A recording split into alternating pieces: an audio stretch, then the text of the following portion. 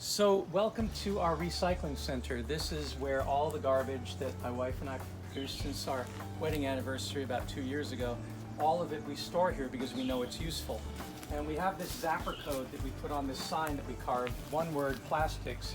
To us, these 7 types of are all precious plastics to keep. And when we take the Zapper app and we place it over this, are you listening? Plastics. Exactly, how do you mean? There's a great future in plastics. Think about it. Will you think about it? Yes, I will. Enough said. That's a deal. I just want to say one word to you. Just one word. Yes, sir. Are you listening? Yes, I am. Plastics. So this is the scene from the movie The Graduate, where a graduate student comes out and has to find a job in the early to late 60s. And the big thing was plastics, because the field was booming. So we've got this Zapper code that triggers that. And then when you play the video, I just want to say one word to you. then this takes you to a video on the 7 different types of plastics. Think about these logos and your plastics before? Here's why you should. They tell you what kind of plastic a product is made from. And they're actually the key to becoming a better recycler. Because not all plastics are created equal.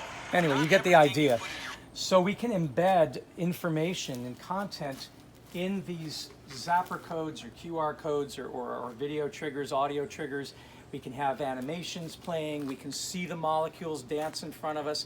Today's student doesn't have to go to a classroom because today's student can come with a cell phone, smartphone, tablet, and then see the unseeable, the chemical formulas, see the procedures that they may not be able to see, but in context. So that's what we're trying to do here. And we're trying to turn our plastic waste into durable signs for schools, homes, and businesses using a simple oven and then using pyrolysis for the other. So my HDPE over here and my LDPE, these plastics are too valuable to pyrolyze. It's easy to pyrolyze them in the plastic oil machine, but since I can turn them into signage, why would I waste them by turning them back into oil? Whereas number 7 plastics, which are these here, these are the problem child, right? Nobody wants these. Nobody's going to recycle these. So this is what we want to take with us. And let me just dump this water out.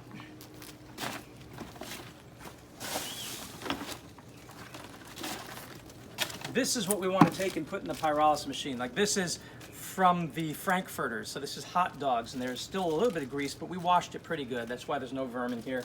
That's from the Frankfurters. These are from the Paleo Bar health bars, and we have a lot of those health bars here.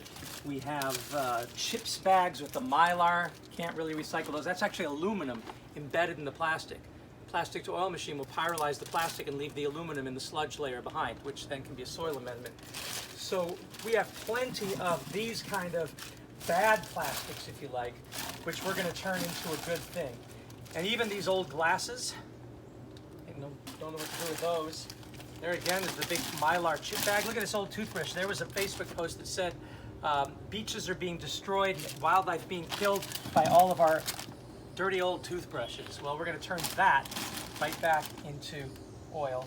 Dental floss, another thing that people find icky, that's not going to be easily recycled. So we grab a whole bunch of this plastic, and about a bucket is about what the machine can take, a compressed bucket. So I'm just going to fill this bucket up here. And you'll see that a lot of these are food wrappers. There's a little bit of moisture on them, but the machine can handle that. It will drive that small quantity of water vapor off. This thing from a soap container has a metal band on it. Yes, this is HDPE or it's polypropylene, so it's technically useful, but it's in a form that you wouldn't really want to melt into a sign. So yeah, it's got a piece of metal in it, it's a hybrid, drop it in there, the metal will remain. So that's probably a good, fairly good quantity to start with.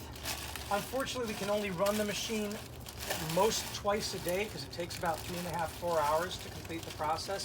So we're only doing at most 1 kilogram of plastic per day.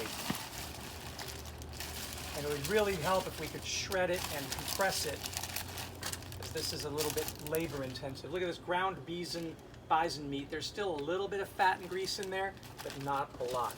But this is all that stinky plastic that people hate.